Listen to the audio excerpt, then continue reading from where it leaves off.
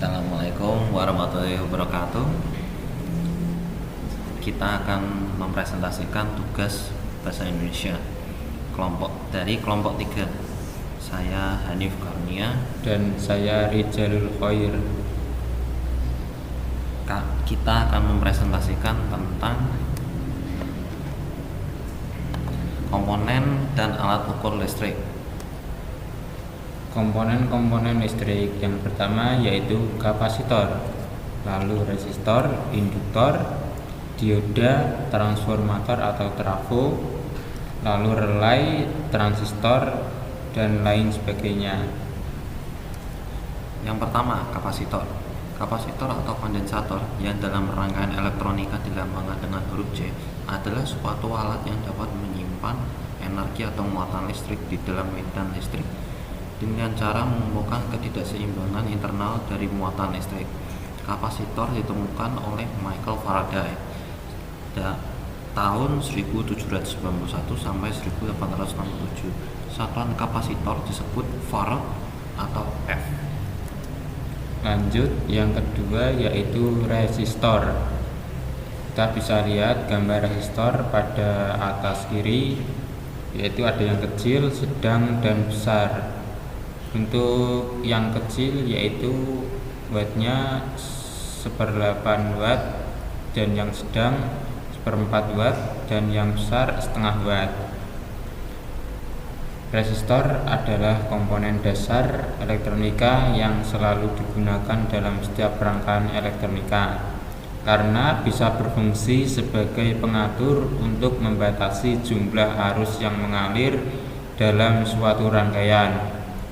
Satuan resistansi dari suatu resistor disebut ohm atau bisa dilambangkan dengan omega. Di dalam rangkaian elektronika, resistor dilambangkan dengan huruf R kapital.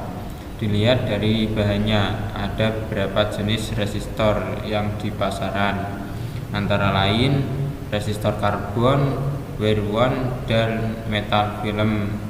Ada juga resistor yang dapat diubah-ubah nilai resistansinya, antara lain yaitu potensiometer, restat, dan trimmer atau trimpot.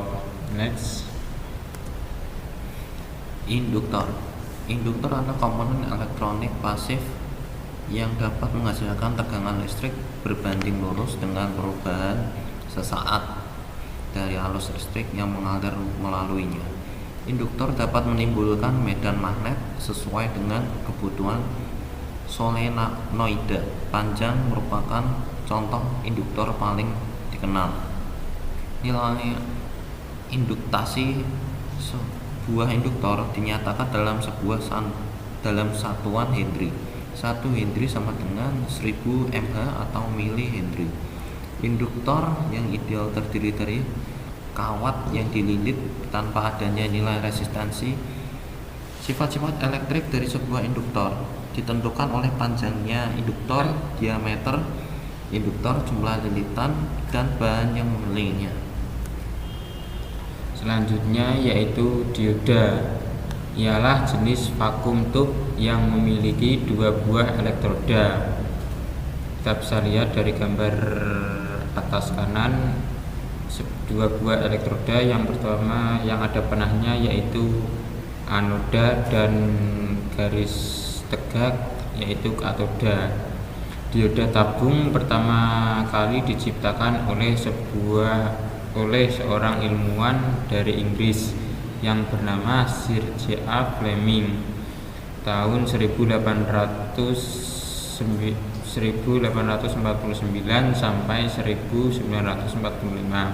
Pada tahun 1904, dioda merupakan suatu semikonduktor yang hanya dapat mengantarkan arus listrik dan tegangan pada satu arah saja. Bahan pokok untuk pembuatan dioda adalah germanium atau bisa dilambangkan dengan huruf Ge, dan silikon atau bisa dilambangkan dengan huruf Si. Selanjutnya transformator. Transformator atau transformer atau trafo adalah komponen yang dapat mengubah taraf suatu tegangan AC ke taraf yang lain. Prinsip kerja transformator bekerja berdasarkan prinsip induksi elektromagnetik. Tegangan masukan bolak-balik yang mendatangi primer menimbulkan flux magnet yang idealnya semua bersambung dengan lilitan sekunder. Flux bolak-balik ini menginduksikan GGL dalam lilitan sekunder. Jika efisiensi sempurna, semua daya pada lilitan primer akan dilimpahkan ke lilitan sekunder. Berikut ada gambar dari trafo dengan lilitan-lilitannya. Selanjutnya yaitu komponen relay, adalah saklar atau switch elektrik yang bekerja berdasarkan medan magnet. Relay terdiri dari suatu lilitan dan switch mekanik. Switch mekanik akan bergerak jika arus listrik yang mengalir melalui lilitan. Kita bisa lihat gambar komponen relay pada kiri kanan bawah, dan simbolnya ada di kiri bawah, yaitu ada lilitan pertama sampai kelima. Biasanya relay yang dijual di pasaran atau di toko elektronik yaitu mempunyai tegangan 12 volt dan 24 volt. Next. Berikut transistor. Transistor adalah piranti semikonduktor 3 terminal yang dibangun dari 2 material P dan 1 material tipe N, atau 2 material tipe N dan 1 material tipe P. Di bawah itu adalah gambar dari transistor. Yang selanjutnya adalah alat ukur listrik. Yang pertama ampermeter, voltmeter, ohmmeter, dan yang satunya osiloskop. Yang pertama adalah ampermeter. Ampermeter adalah alat untuk mengukur besarnya arus yang mengalir pada rangkaian berbeban. Batas ukur ampermeter masih terbatas di lapangan, khususnya untuk mengukur arus listrik yang besar dan sistemnya menggunakan tegangan tinggi, sehingga harus menggunakan alat transformator arus. Transformator arus tersebut berfungsi untuk menurunkan besarnya arus listrik dan selanjutnya diukur dengan ampermeter. Di bawah kanan itu adalah gambar dari ampermeter yang mungkin biasa dijumpai. Selanjutnya yaitu alat ukur voltmeter. Kita bisa lihat ada gambar multimeter di bawah kanan. Di saklar atau di putaran itu di putaran multimeter biasanya ada lambangnya voltmeter atau tulisan voltmeter. Untuk keterangannya yaitu voltmeter adalah suatu alat yang berfungsi untuk mengukur tegangan listrik. Dengan ditambah alat multiplier akan dapat meningkatkan kemampuan pengukuran alat voltmeter berkali-kali lipat.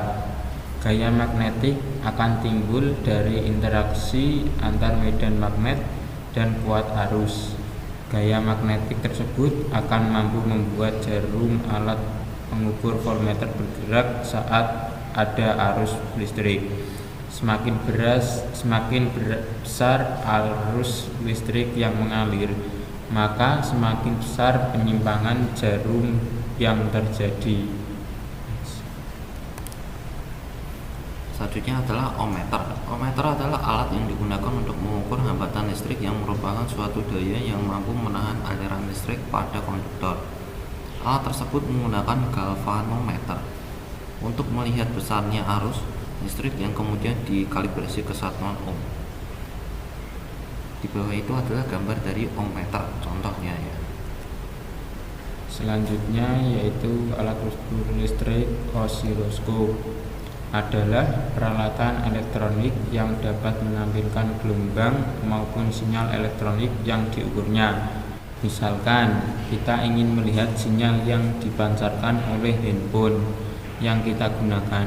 Dengan bantuan osiloskop, sinyal tersebut akan dicitrakan dalam layar sehingga dapat dilihat bentuk gelombangnya, panjang gelombang, frekuensi gelombang, maupun bentuk penyeluruh gelombang.